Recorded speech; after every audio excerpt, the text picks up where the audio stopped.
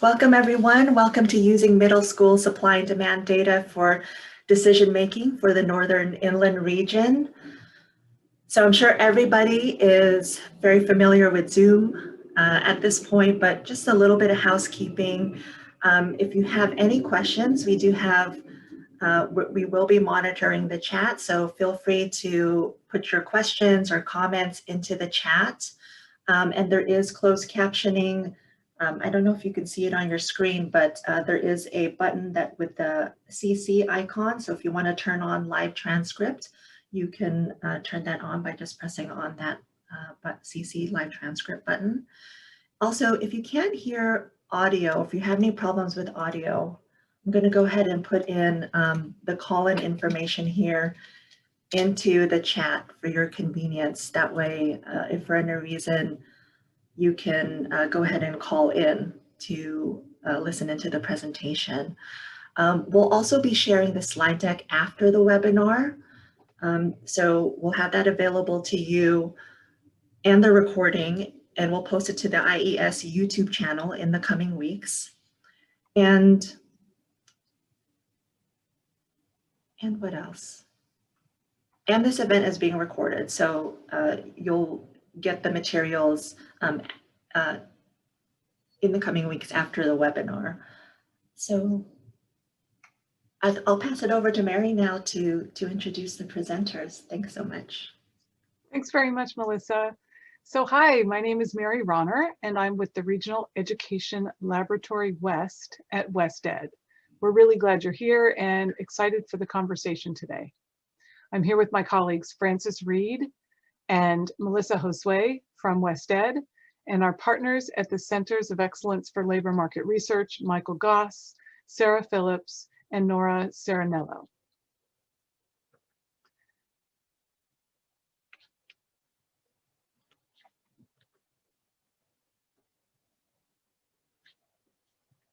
So during our time together, we'll first review the findings from our recent study that analyzes the relationship between middle skill occupational supply and demand for all of rural California. And then we'll dig into data for the Northern Inland subregion. And then finally, we'll discuss the landscape shifts that we've seen due to COVID-19, some of the barriers that we run across in meeting the occupational demand in our regions, and hear from each other about strategies for how to overcome those barriers and shrink the gap between supply and demand. So we hope that we'll all come away with new understandings, insights, and strategies, as well as some action plans to collaborate regionally as we strengthen the middle skill workforce. So I mentioned that our work is part of the Regional Education Laboratory West, or REL West, at WestEd. We're one of 10 regional labs in the country, funded by the Institute of Education Sciences at the Department of Education. REL West's goal is to promote the use of data and research evidence to inform policy and practice, and ultimately to improve academic outcomes for students. Now, within REL West, this project is part of the California Rural Partnerships Alliance. Over the course of the project, we've provided coaching to several cross-sector rural California consortia to support their use of data to strengthen education and career pathways. And we also conducted the study that we'll discuss today. We're pleased to partner with the Center of Excellence on this effort, and Michael Goss, who's here with us, was the key researcher. So I'm going to turn it over to him to share the study findings with you. Now, Michael is the Centers of Excellence Director for the Inland Empire and Desert, and he's had over 10 years of labor market work experience and also serves on the U.S. Bureau of Labor Statistics Data User Advisory Committee and the Southern California Association of Governments Global Land Use and Economic Council. Thanks for being here, Michael. Mary, thank you so much for that introduction, and thank you for having me here today. And thank you to everybody who's joined the presentation. As Mary said, my name is Michael Goss. I'm the Director of the Center of Excellence for Labor Market Research in the Inland Empire Desert region, which is inland Southern California, Riverside and San Bernardino counties. While we're well known as an area that is bedrooms and storage for our larger counties, LA County, Orange County, and San Diego County, and we're that urban sprawl, 20% of our population does reside in rural desert areas, and we always strive to ensure that their voices are heard and their programs are well represented to the demand in their areas as well. Also on the call, I'm also joined by my amazing colleagues, Sarah Phillips and Nora Serenello, who I'll introduce further in this presentation. So just a little bit of context and need for the area. We know that these rural areas are growing. In fact, the Cleveland Federal Reserve Bank released a report in February that looked into all that news that we heard about that urban exodus out of those urban areas like San Francisco and New York during the pandemic. Their conclusion basically stated that the exodus is probably a little bit too strong of a word. There definitely was a net migration out, net migration in change, but most of the urban population pretty much saw a slight decline, but not that great. And also there was a great report in the LA Times that listed Fresno as the hottest housing market in the entire nation. So people moved into those areas to the more rural areas. These areas may not be necessarily more affordable, but it did provide people more elbow room during the pandemic. So the goals of this study was twofold. We wanted to document what types of middle skill occupations had the most annual job demand, and also provided a entry-level earning that exceeded the highest living wage within the designated area. And then we also wanted to inventory all the post-secondary programs in the area. So looking at a map of California, the area that we're focusing on today is the Northern Inland area, which is that dark green color.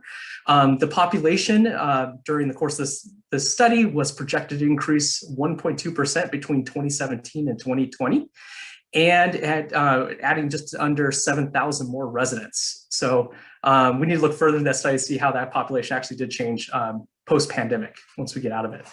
The next part of the project was to look at the supply. Our source for the data was IPEDS.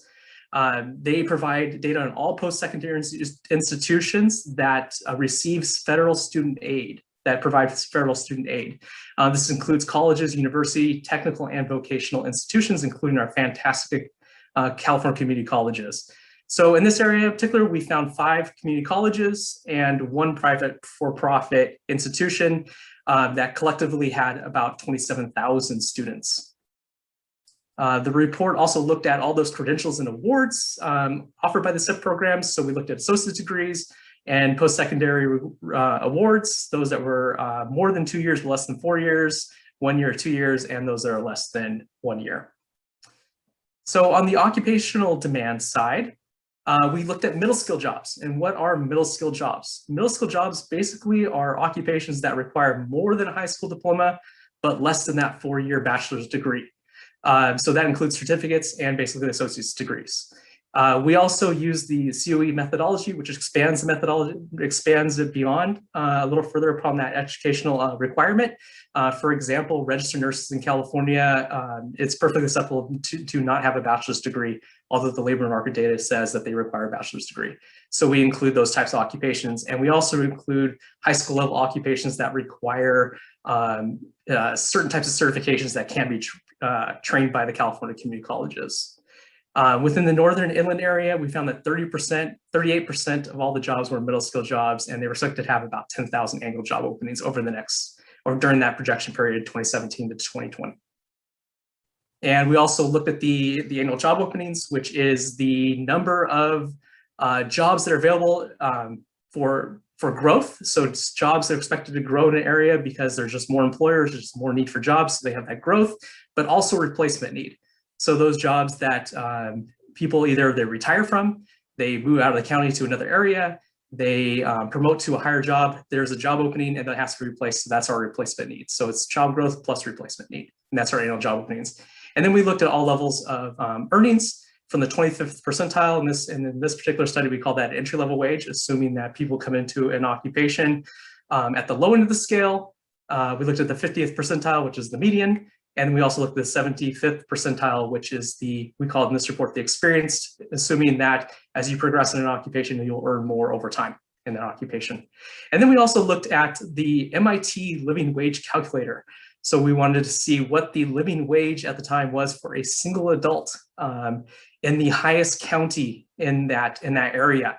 At the time of the study, that wage was $12.28 an hour. And I'll explain a little bit more about that in a while. But now we did a secondary look at it, and that wage now is $16.31 per hour in $16.31 per hour in Sierra County. So it did go up since the study concluded. And we'll talk more about that in a moment. So again, we looked at those middle skill occupations. We looked at the awards coming out of IPEDS, and there is a system that was co-developed by the Bureau of Labor Statistics and the National Center of Educational Statistics, NCES, that created a project to match the types of post-secondary educational programs to their program of study, and align them to the knowledge, skills, and abilities that are required for occupations. So they made a match from the educational system to the occupational system. And that's what we use to match occupations to these programs. And then we looked at the difference between them. In the area, we saw a 70 overall in all 4 areas combined. We saw a 70% job growth in the area, and that means we saw positive job growth, meaning that we saw that 70% of the jobs were expected to have positive job growth over that 3-year projection period. And we saw that 79% of occupations overall paid that living wage that exceeded the $12.28 per hour metric that we used. So overall, in looking at all the areas, we found roughly about 84,000 job openings over that projection period. And those middle school jobs represented about 31% of the job openings in the 4 area. And collectively in the 4 area subregion that we looked at, there was about just over 20,000 middle school credentials that were awarded during that time. And to visualize what that disparity looks like, you can see we had only about 76% of the projected job openings. There was a disparity with 76% of the annual job openings, meaning that we were not, the rural areas were not educating enough people to meet the demand for those occupations. So now we're going to do a quick breakout session where we can do some personal introductions, and then when we come back, we'll talk more about the inland, northern inland area. All right, so I'm going to go ahead and open up those breakouts, and it's going to be about 5 minutes. Just a moment here. Actually, Melissa, before we Yes. Before we hop in, let me just say a second why we're doing this. So this is going to be we'll be having a longer breakout discussion later in the session after we've heard some more information presented for people to discuss their strategies and get to know each other. So this breakout is just purely to get the introductions out of the way. You'll see the questions are posted on the slide, and I'm going to drop them in the chat here. So we're just going to take a few minutes to get to know your group that you'll be in later in the presentation. Thanks, Melissa. Okay, sure. Hi, everybody. Welcome back. So thank you so much for taking the time. I hope everybody got to introduce everybody and meet up real quick. So now let's talk about the inland, northern inland region. So in this study, we looked at the northern inland region, which is a 10-county area that comprises these counties that we see here on the map.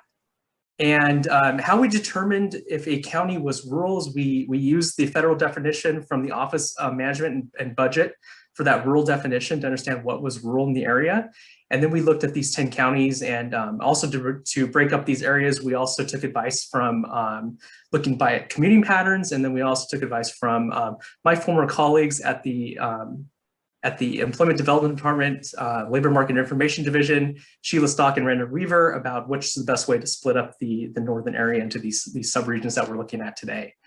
So the northern inland data that we looked at, what we actually saw was a slightly slower growth in positive slightly slower positive job growth compared to all regions overall. So in this particular area, we saw that 68% of jobs were showing a positive job growth compared to 70% overall. And what we also saw is that 90% of the jobs were provided that living wage that we were looking for. So it was more than the combined area overall. And then at the time of the study, again, was $12.28 per hour. And then when we looked at that wage again, it was $16.31 an hour. And I'll show you some more current labor market data in that area. So some of our key findings was that over the last 3 years during the projection period, we're expected to have over 10,000 job openings in this area, or about 12.5% of the total number of job openings with the 4 subregions combined. And what we found is that on the annual average, only 2,300 credentials were awarded in the area, meaning that only about 22% of the available jobs were covered.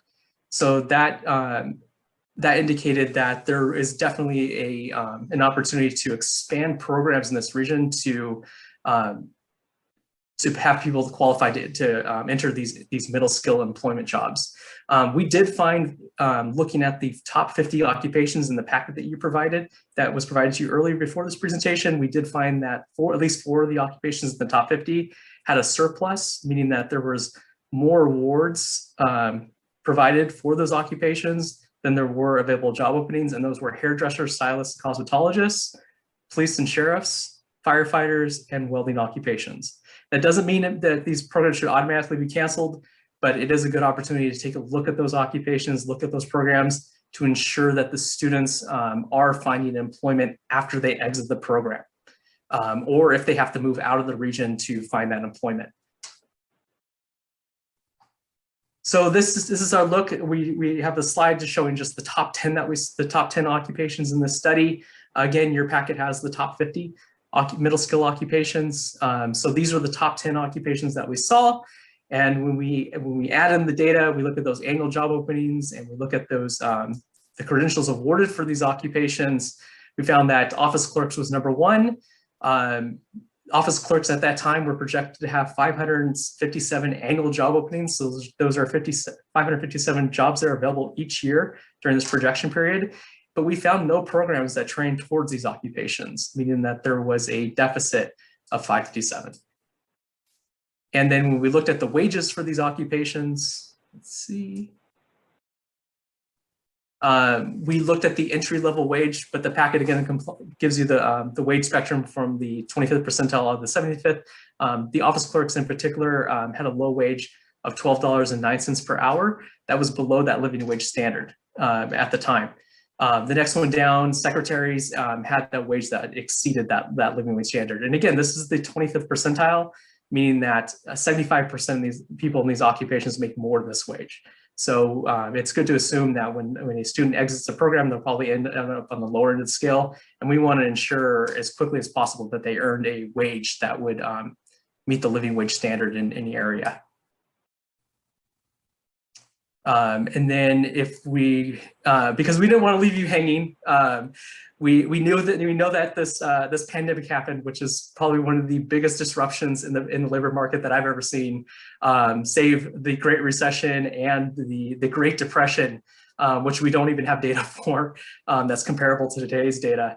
But it was a huge disruption. So we did the study, it came out, and then we had this huge disruption. So this provides a look at those same top 10 occupations and what the labor market looks like for them now. The new data set that we looked at did include some pieces of the pandemic. It looked at that second quarter of 2020 and includes some of that data. So it does give us some indication on how the jobs were changing, not totally fully, but it did give us a little slight peek.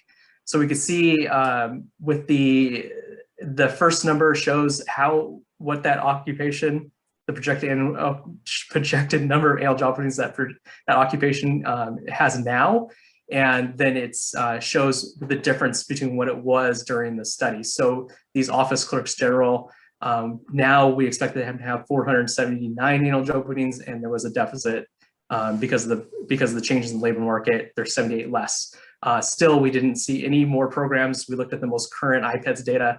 We still saw no programs for this occupation, but we did see an increase in the entry-level wages for this occupation, which increased to $13.65 per hour. But the living wage also did increase. So we went back to the MIT Living Wage Standard webpage resource, and they updated their methodology in the last within the last year on how they calculate the living wage within area. So I also note that the $16.31 an hour, what this wage really represents is it's not, if you make $16.32 per hour, you're going to be totally fine. What it really represents is the minimum hourly wage that is needed between being self-sustainable and also and needing government assistance. So it just picks a line and draws that line. It doesn't include anything like savings, paying back student loans, vacations, or any other fund that would be expected when you expect when you do have a good job. So it's just the bare basic minimum living standard. So we did see some shuffle in some of these occupations. When you do review the data, we saw that heavy tractor trailer truck drivers went from the 5th occupation at the time of the study now to number 2, and that could be because of the increase in the need for moving goods. Like we saw, especially in my area, we saw a strong demand for warehousing type jobs because of the increased demand for like Amazon and home delivery services. Registered nurses went from number 4 to number 7. Nursing assistants went from just off the list in the last part of the study to number 10 now in this study. So it did increase just a little bit, and the maintenance occupation slipped to number 13. So it just fell off this list, but it is still available in the report that was given to you. So that concludes a bare basic overview of this study. Thank you so much. And if we have any questions, I will take them now.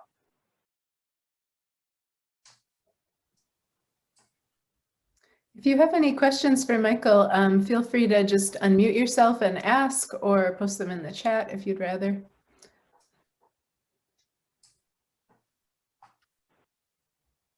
Michael, this is Blaine here from the North Far North. Good to see you. Hi, Blaine.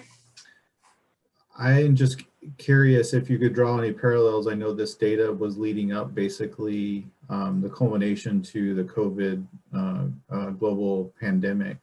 Are we going to see similar trends? I know you pointed or talked about some trends that maybe some of the reasons we saw some of the outcomes of data were because of previous recessions.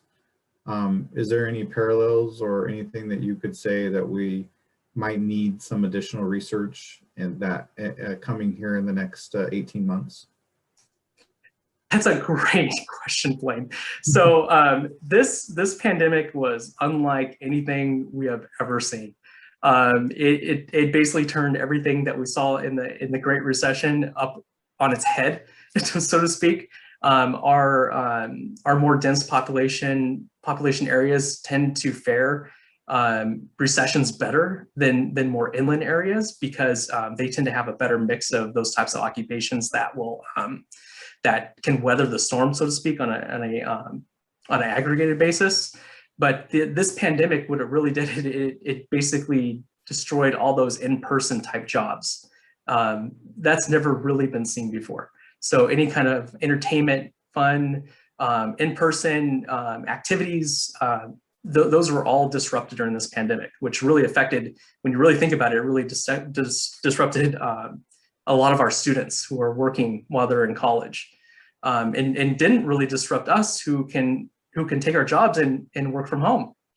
So so yeah, it was very unfair. As far as what types of occupations we could lead into, my advice in my area is we're going to expect to see basically job recovery over the next year. And it's hard to say if we will fully recover by the end of the year, because I mean, while there's an uptick in the number of shots people are receiving, vaccinations, the trends appear to be going down as far as infection rates.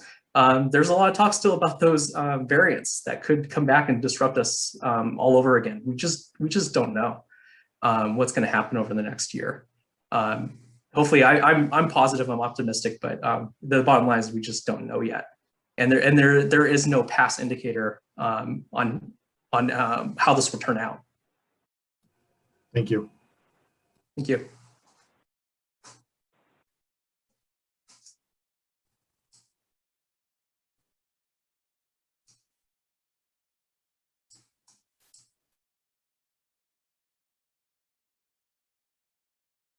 I'd just like to say that I fully agree with Michael in that everything is still speculatory. We don't know how this is going to map out and if we're going to actually have to pull back again if the virus keeps changing. So, and I too remain positively optimistic, but we, expect the worst, hope for the best. Thank you, Nora. Yeah, in the next year or so, we should have a really good indication on how much damage happened to our local economy. How many of those businesses that, how do they weather? Are they permanently shut down, not expected to open? We'll definitely find that out over the next year or so. But yeah, it looks like job recovery at this point.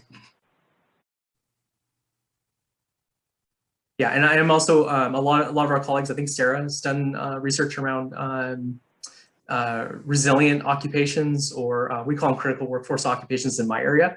And those are the type of occupations that will continue to work because they have a strong economic need in their area or some kind of public safety need, like nurses, doctors, they continue to work during the pandemic. Our police officers, our firefighters, they continue to work, and other critical occupations. Those are probably good areas for investment at this point right now, because they will continue to work no matter what. Yeah, thanks for bringing that up. I do have a that I'm happy to share after this call. With that pandemic resilient and maybe recession resilient occupations. And after filtering and the methodologies were nailed down, we came up with a list of 11. And it's interesting that this list of 11 aligns pretty closely with the findings of the study. So if there's any further questions, I'll take them now, or I will, we'll move on to the next section. Okay, so it looks like there's no further questions. And the next part of this presentation, so thank you so much for having me be a guest here and talk about the Northern Inland region. But I would definitely like to throw the next part of this presentation to my amazing colleague, Sarah Phillips, who represents this area. She has tons of on-the-ground knowledge on the types of middle skill type jobs and the types of programs that are coming out of our great community colleges. And then also Nora Serenello, who is also participating on this presentation series and represents the Central Valley Mother Lode region of California. So Sarah, take it away. I will take it away. Thank you, Michael, for that nice introduction. Hi, everyone. Nora, thank you for being here as well. Blaine, always appreciate you being here. I see a couple other folks I'm familiar with. Thanks, everyone. So for those of you who aren't as familiar with the COE, I just wanted to take one quick second to tell you kind of our general mission, and that is to provide labor market information, as well as other kinds of technical and research assistance to each of the 116 colleges in the system, and especially to help guide program investment in CTE areas. So I serve the 7 colleges which are in our 15-county far north region. This includes both the Northern Inland, which is what we're talking about today, and the Northern Coastal subregions. I'm grateful to be hosted at Shasta College. I wanted to note too, I'm a far north native. I grew up in Modoc County and I settled in Redding about 10 years ago. So a lot of the times this work feels personal to me. And I will say I really appreciate WestEd's focus on rural areas. Blaine chairs a dual region, and I think everyone on this call can understand pretty clearly there's big differences between what happens in the far north and what happens in the Sacramento region. So thank you, WestEd, for putting a spotlight on us in the rural areas. I'm also really grateful for the opportunity to be here with you all today. And I'm really always excited for anyone's interest in data. So thanks again for being here. Before we moved into a discussion about the regional data that Michael just shared and maybe what we can glean from it or ideas to move forward from it, I'd love to hear from your guys' experience because you're out there in the field. So what you know today, and what are your thoughts about the impact of the pandemic on these middle skill occupations in our region? What are you seeing and hearing? What do you anticipate will happen next? Do you think that any of the changes that we have seen or maybe expect to see are going to be permanent? And will the demand for these occupations, if it changed, do we see it returning to a pre-pandemic level? So I think that we're going to switch over to some breakouts now. Is that right? So this is just a whole group conversation. So Oh, that's right. yeah, so if anybody wants to respond to any of these questions, please just unmute yourself and let us know what you're observing and what your prognosis is for the future. I'll go ahead and respond. This is Wendy Porter. I'm the ICT DM Regional Director of Employer Engagement for the Far North colleges, which obviously a lot of them are very rural. And what I've noticed is that, and I was surprised to see it didn't make your top 10 list for your area, but we have a lot of entry-level IT support jobs that have gone more remote. So we have the opportunity for our students to go after these entry-level IT support jobs and remotely contribute to that work. And I really don't see, and that's COVID kind of pushed that change further into the future, but I don't see there being a change. I think that those jobs will continue to be open for remote work, which is great for us in these rural areas because our students can stay local and spend lots of their money in their local communities. Mary, I'd like to tag in on what Wendy, a little bit about what Wendy said. This is Marie Caldwell from Siskiyou Works in Siskiyou County, also partnered with Trinity and Modoc County in this work of workforce development. And what we're seeing is a huge upsurge of workforce need, employers desperately seeking employees in the middle skill trades, in the trades and in the middle skill fields, and nobody to fill them. For instance, Smart Business Center, who isn't on this call today, but they were holding a virtual health fair with over 100 jobs posted, most of them middle skills, so CNA, some RN, but mostly tech, transcriptionist, lots of middle skill jobs. And we had trouble finding job seekers to put into that job fair. So we're really challenged, at least in Siskiyou County, in finding the workforce. So we're hoping to be able to link, college and high school students, similar to Wendy's idea, into those positions just because we can't find adults. Thank you, Marie. Did you see that as a change during the pandemic, or that's been a consistent issue? Like, did that get more extreme during the pandemic? It's more extreme as we come out into recovery from the pandemic in Siskiyou County. We've been blessed in that our numbers have been fairly low, and we've opened a lot faster than the rest of the state, as has Modoc and Trinity. And as we've come into that recovery and things are opening, it is just it's been exacerbated. So it's really been impactful. A lot of our restaurants, we've had several restaurants actually close. Now, this isn't really middle skill, but in the service industry, we've had them close because they cannot find wait staff, bartenders, cooks. So it's really getting a little critical in our neck of the woods. Just to tag on to that, I'm hearing about businesses that are just closing up because they can't get help. They can't open because they don't have staff. I don't know how many that is, but I did hear that. I'm curious, this is Sarah. I'm curious if you all know or if you hear what the challenges might be in hiring folks. Is it a lack of skill? Is it a lack of people? Is it a lack of willingness to work? What are you all hearing about that?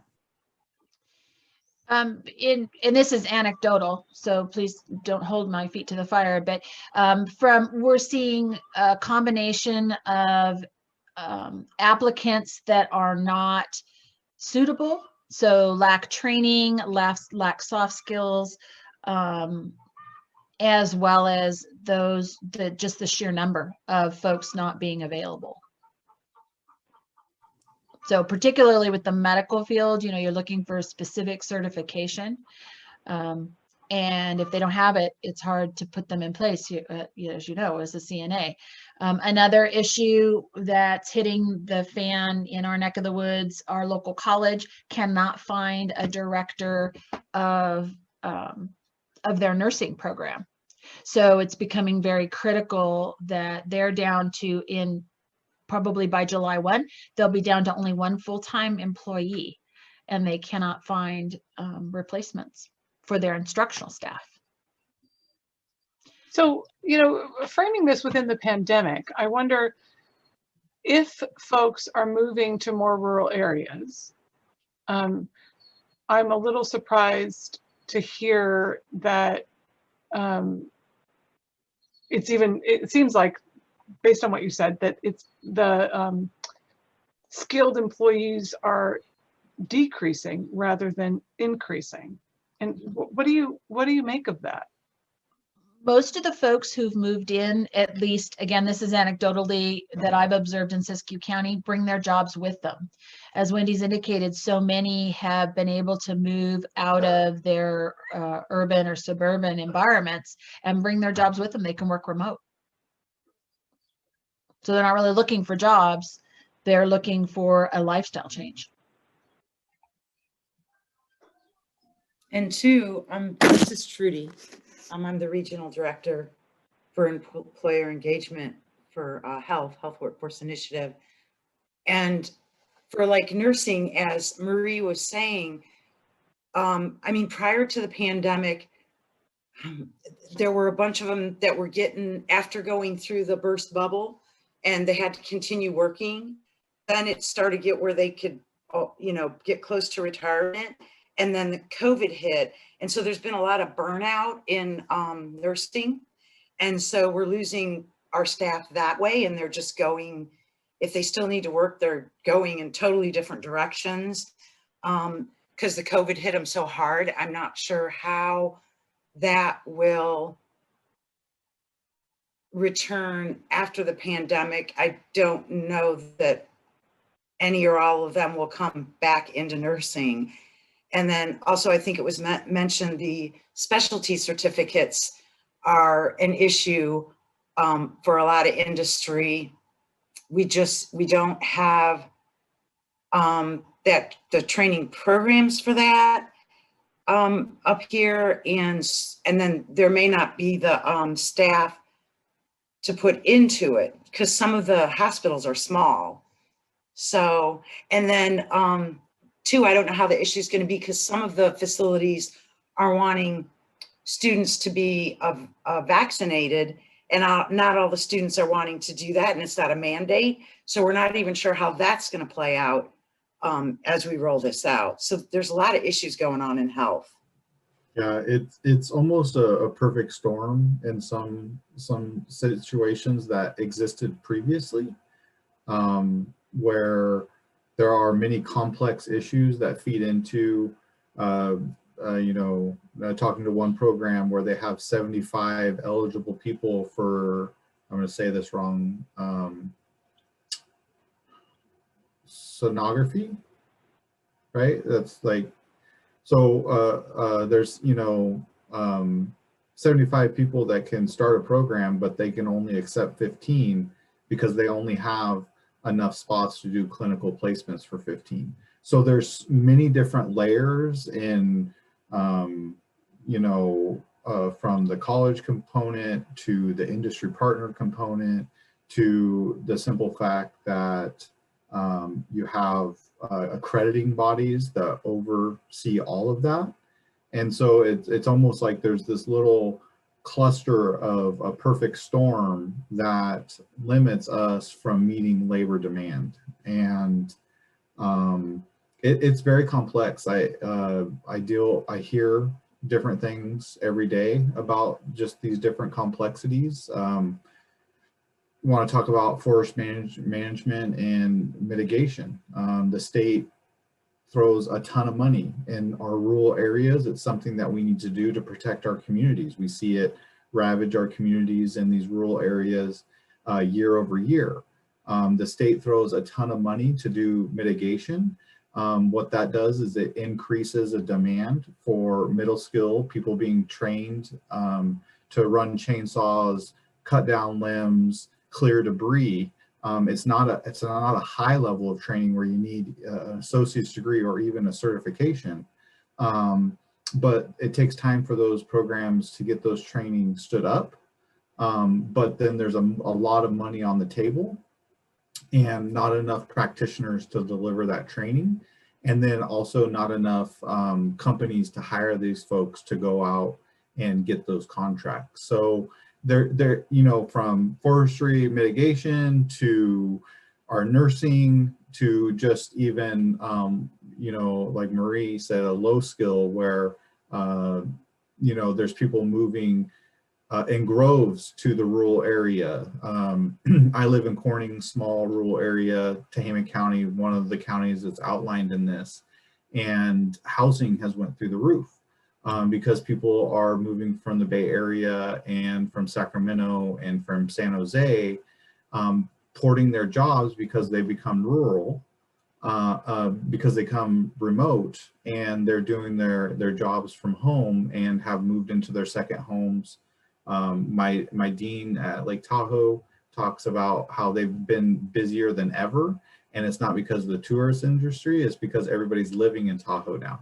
And so it's interesting how, you know, there's many dynamics that I think we're going to see a change, not necessarily an increase or a decrease, that we're going to see a wholesale kind of movement of what's needed and who is capable of doing it. I would just like to throw out, and the employers I've actually had conversations with that pay pretty good, especially in the construction industry. They aren't able to recruit people because they're in direct competition with unemployment benefits. That they can't pay as much as, but people are telling them, I can make more money just being unemployed than coming to work for you. And so that situation, I know, will probably come to an end, and it will probably end that problem for some of those employers, but that has been an issue in at least San Joaquin County. I don't know about the other counties in my region, but I know that has been a problem for them in getting people to come back to work. I'll actually just second that. I don't know necessarily if that's exactly true. If we paid higher wages, people wouldn't be on unemployment. So we can argue those facts back and forth all day long, because I see a lot of people unemployed in my region, and it's not because they want to be. It's actually what I see a more correlation to is aging and people choosing to stay on unemployment because they can't necessarily go back to the job that they used to do. And so people are getting into their 50s, you know, pre-retirement age, but they can't be a construction worker anymore. They can't be a forklift driver anymore. They can't go to a job and make $14 to $15 an hour because their body doesn't allow them to do that anymore. So there's a bit of retraining, and it's really hard to get that population because of the digital divide. You cannot do anything. Our entire enrollment strategy at the community college is digital. You cannot apply to a community college without going to CCC Apply. That right there is a hurdle for ages, you know, 45 and up. So I think there's a lot of complex things, not just simply saying I can make more money on unemployment than going to work. I think there's age issues here, there's digital literacy issues, and a lot of compacting, again, talking about those, a different kind of perfect storm. And to follow up as well, Blaine, there, and everybody on the call, there was a great research study done by the Brookings Institute, and this was last summer, looking at that exact question. Are people staying on unemployment because they make more money? And they found that that was that was not true. They found that they really couldn't find work, and that's why they were on unemployment. And then that's secondly, I would say also, that's a hard conversation to have with the employers. If your employees are telling you they'd rather stay in unemployment, employer might want to start looking at those wages and looking and having those conversations about what does it actually cost to live in this area. That's very true as well. No, I agree. Just, you know, when you talk with employers, that's what the feedback that I've gotten. But it's just incidental, not across the board like primary research. Just a thought about, or a question, I guess, for you guys, because I think you are more embedded in all this than I am, but do you think there's needs to be a look at the agility of community colleges, their ability to react swiftly and make changes? Is they missed the boat, they're too far behind it. And so how do we make the community colleges more agile so they can react to these? They can be fairly micro, you know, in the rural communities, it's not going to be big numbers, but they could react and sure help that community if they were able to overcome some of the burdens of you know, curriculum and things like that. Is that, do people see that out there? Do you guys see a lack of agility?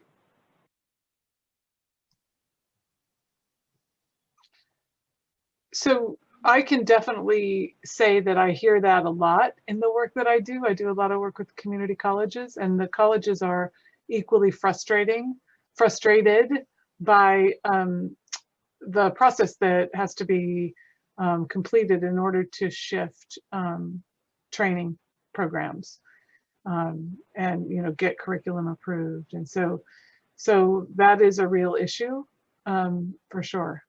And it sounds like that's one of many, many issues, you know, even just getting, even getting the faculty to be able to train folks. You know, Yeah, so like another perfect example is automotive right now. We're seeing a huge trend, or soon to see a huge trend in electric vehicle repair needed. But current faculty and current industry demand is combustion.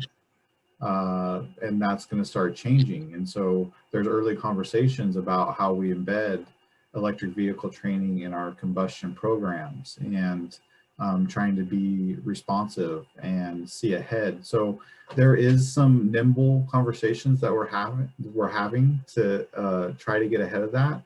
I think in the last 4 or 5 years, the California has finally invested in a level that is, we're finally getting there. Working for the California community colleges for the last 6 years, I can see some tremendous strides in us trying to be more responsive. I think we're right on that cusp of finally career education. We joke about the roaring 20s. We're right now, and from like that 2010, 2012 area to now, for like the last 10 years has kind of been like our roaring 20s. Is like there's finally been like investment in career education. A big issue that we have too is the university for all that we fight, and what we've told our generations and generations of students about going and getting a 4-year degree, and there'll be a rosy 6-figure job at the end of the tunnel for you. And we've discounted plumbers and electricians and automotive workers and construction workers. And now we're trying to rebuild that trust with people and say, hey, this could be a really good career for you for 10 or 15 years while you train for your next career. Because the normal person now in our economy will have 4 or 5 careers over their lifetime. And while you're in one career, you will continue to be retrained for the next career. So those are all, I think, hurdles that we'll be working through. And I think the pandemic accelerated those conversations and how we need to respond. And I would like to say too, that we're encouraged to use contract education or community education more to get some programs off quickly because they move a lot quicker. And then if we kind of do a new program through Contract ED as like a pilot, then that gives us time to run it through the curriculum process at college. So that's kind of another way we're looking at to kind of move some of this stuff along a little quicker.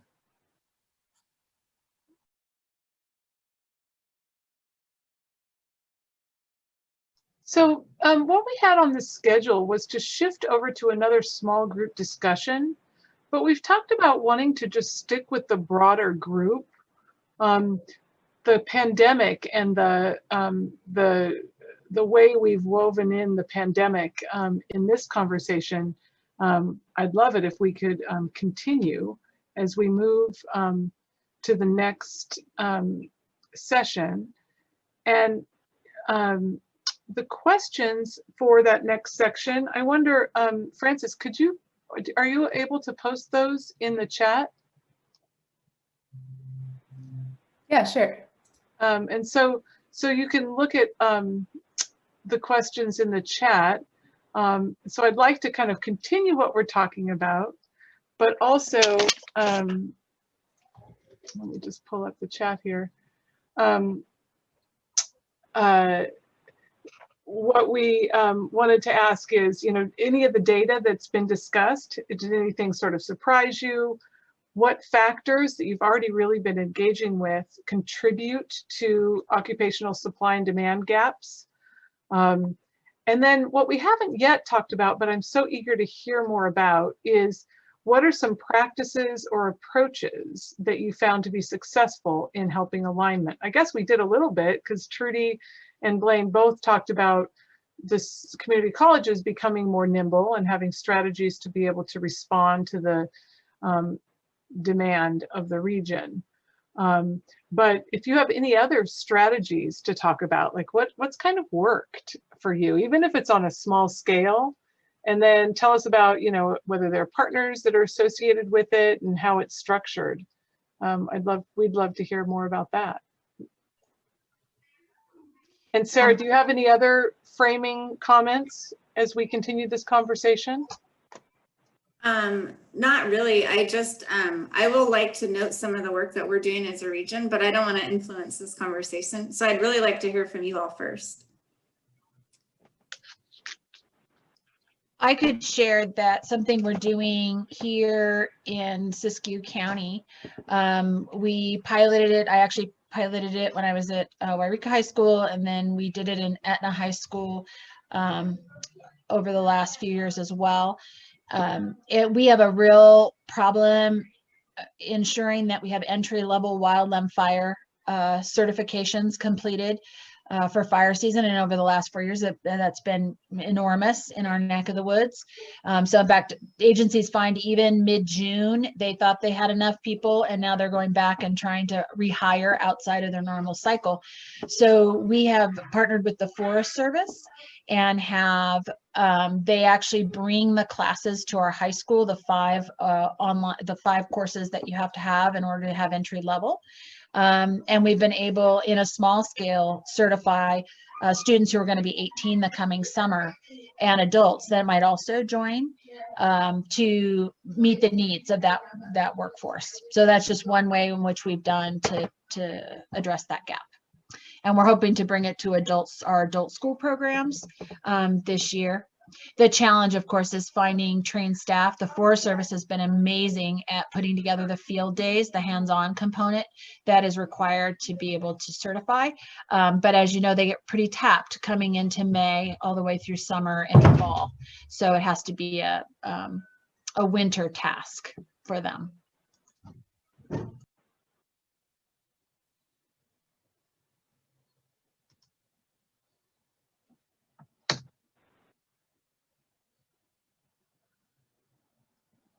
And also, if somebody has questions for people that shared something, please just unmute yourself and ask questions, about the structure or the challenges, how to overcome barriers in developing those relationships, any of the above.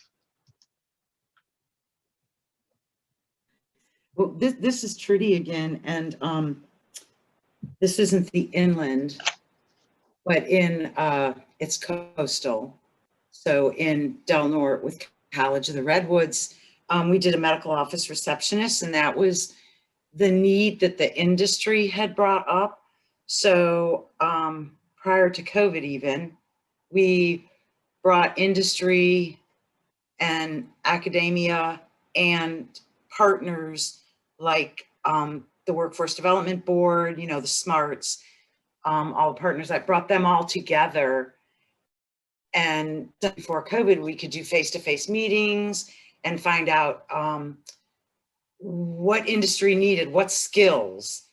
And then we listed all this and shared that out with them. And then COVID hit, because we started in November and hit in March. So then after that, we just did everything, you know, via webinars.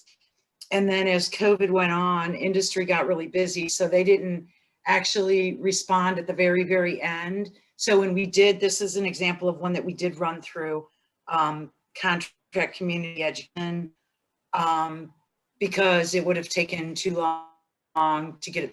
We wanted to get it started. Industry wanted to be able to hire these people.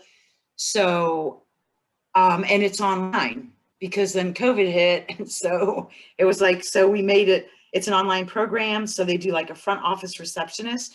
So if there were some students who didn't want to go into medical, they could go just take that first part of the program and then go get a job. But if they're interested in medical, then they continue and they then they're a medical office receptionist.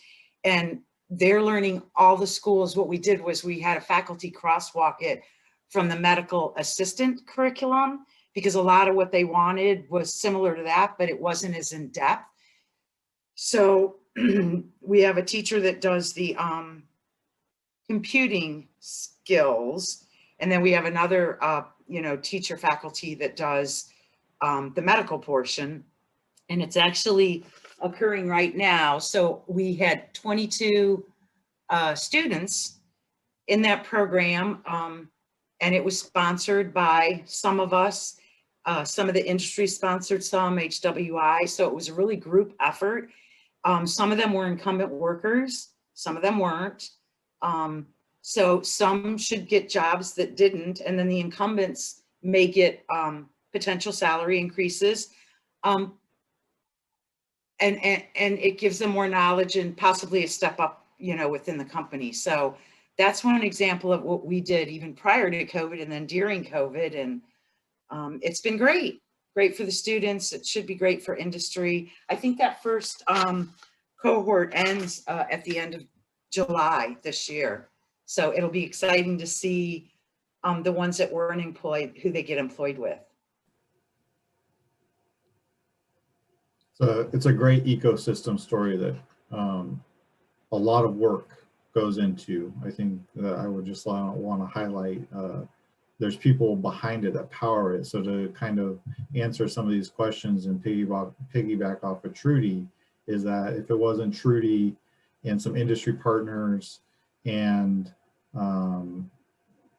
investment and collective buy-in, so that's really where the magic happens in having success stories and middle skill career preparation to meet local demand issues. So big props to Trudy, and I know Wendy's on the call too, and she's doing something similar in the ICT world. So it's important. I think the biggest highlight that I want to, and this comes from, I guess, the chief of the village, is that it takes a village. And I'm the chair, Trudy, Sarah, Wendy, Tanya, even Marie that's on the call. We're all part of it because there's funding that goes to the K-12s, there's funding that goes to the community colleges, there's funding that goes to organize all of that work. And then hopefully with the American Rescue Plan, we can convince our legislators and our state government that we can start helping industry partners to have a little bit more money to pay employers more, or pay employees more, to do more work-based learning. those are definitely some holes and some approaches that we see from an ecosystem, is that we have a lot of pieces in place. There just needs a few more tweaks and a little bit more investment, and the village will be stronger and the ecosystem will be stronger, and we'll be able to start moving that needle a little more. Just a sideline note that San Joaquin Delta College just sent their announcement out today that they set aside $1 million of, I think it's CARES money or PIRO's money, and the San Joaquin County matched them at $2 million, and that $3 million is being rolled out to employers to put together 12-week internship programs. Because oftentimes, you know, people want to work in occupations, but they don't have the basic skill set, and smaller employers, which we are dominated by small business in our area, I think across the state, safe to say across the state, that they just can't afford to pay, you know, the wages to get someone through an internship. So this is the way Delta College has addressed it. I think it's really smart. That way the employer benefits and the student benefits, and because at the end, the student has a good job, and then they're also fully trained and supplemented. And that, I think, would be helpful in the healthcare industry as well, if that could be worked out to help supplement the clinical hours that are needed. Because again, that's an expense for a small hospital to incur.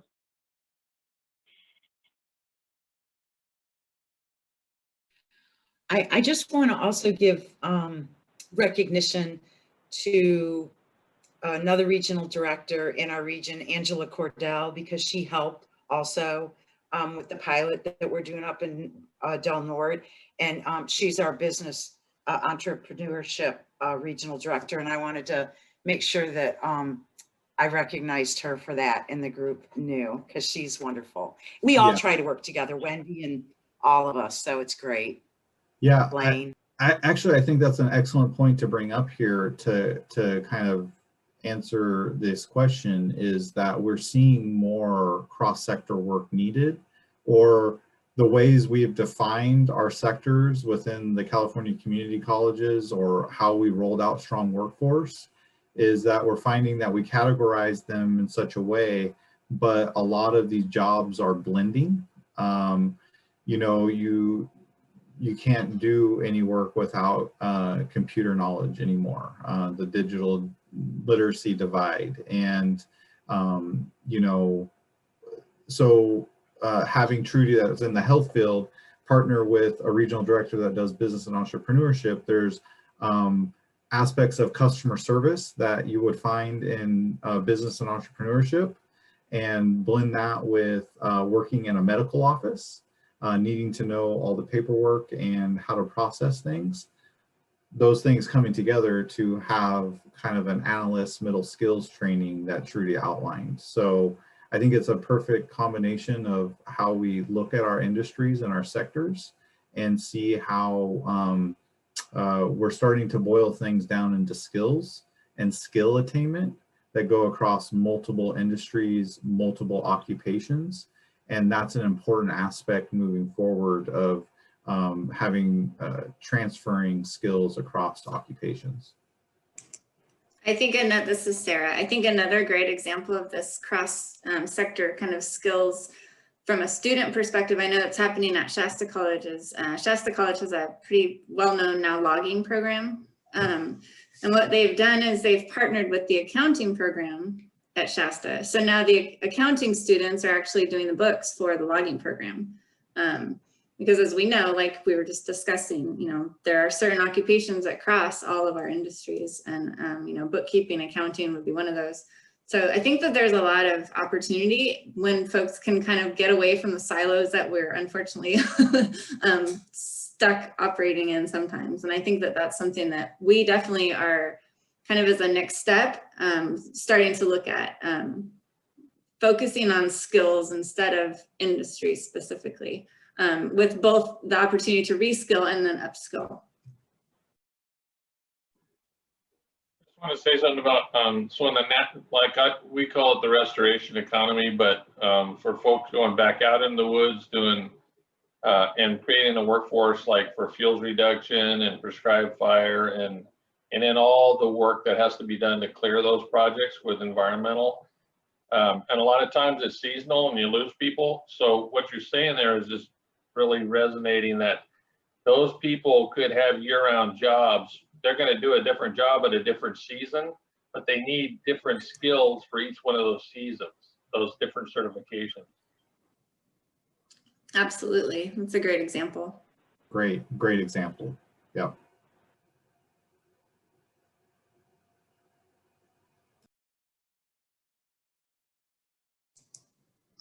So with about 15 minutes left, Sarah, do you want to move forward and talk a little bit about what you're doing right now and ways to continue this conversation and collaboration? Yes, thank you. So I just pasted into the chat the link to the story map, which also serves as our strategic planning document for the region. It's a work in progress, but I think that the information that we have there now is solid. Our next steps are actually, I kind of will include this conversation that you all are engaging in right now. The data that we get from you all is incredibly valuable. So we're engaging other groups as well to fill in some of the gaps and fill in the blanks that are in this plan as we speak.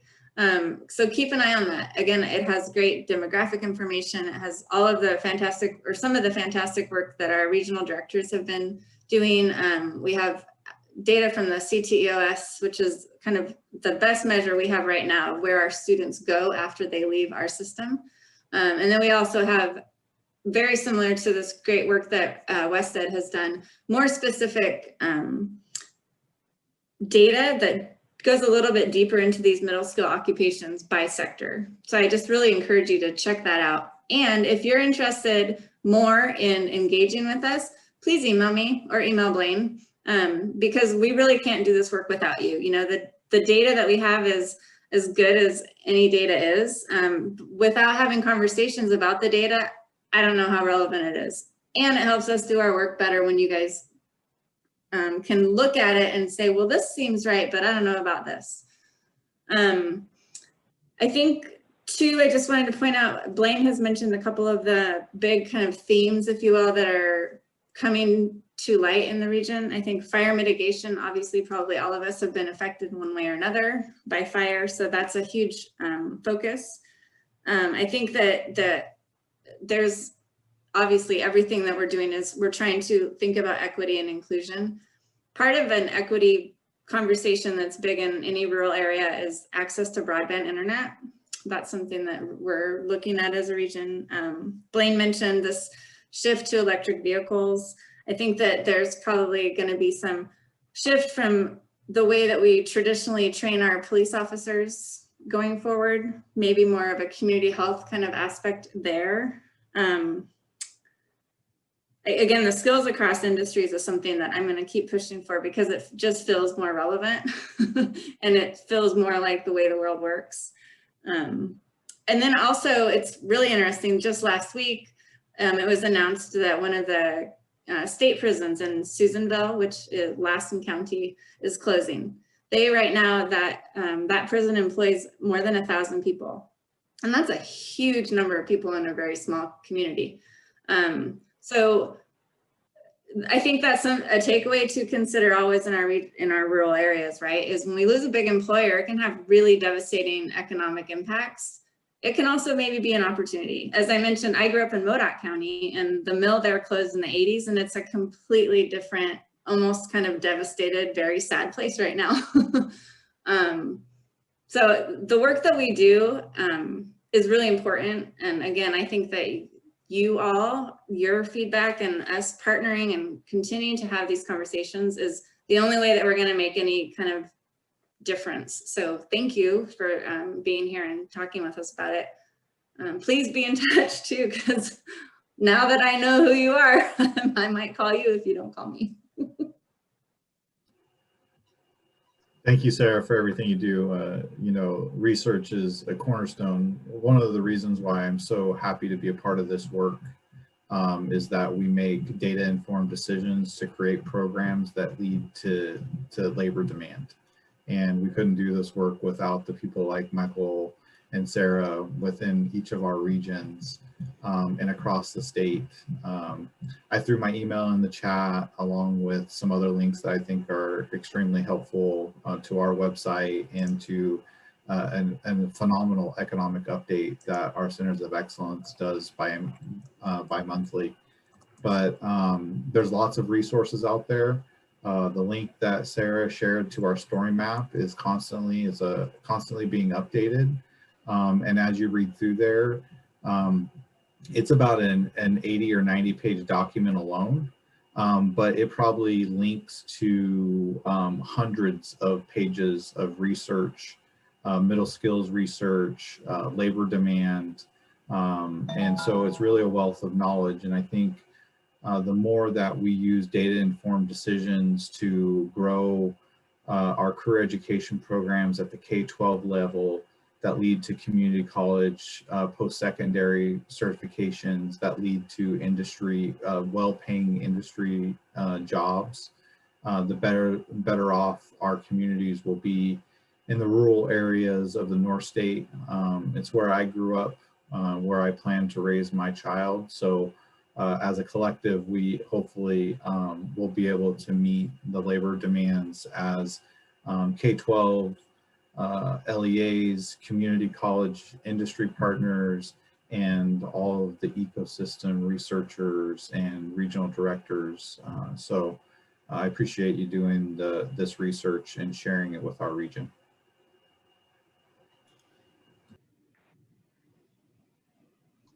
Well, thanks to all of you for joining us, and thank you to the Center of Excellence for participating in this webinar and also being great partners in our research. Melissa, do you want to just mention the feedback survey?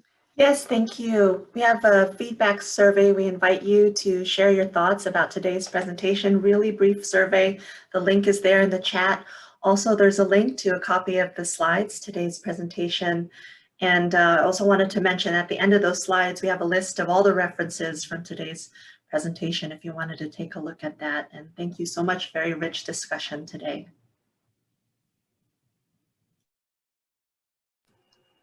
Thank you. Have a great afternoon, everyone. Thanks again, everyone. Can I ask if this, if the recording will be sent out? Because I know there were questions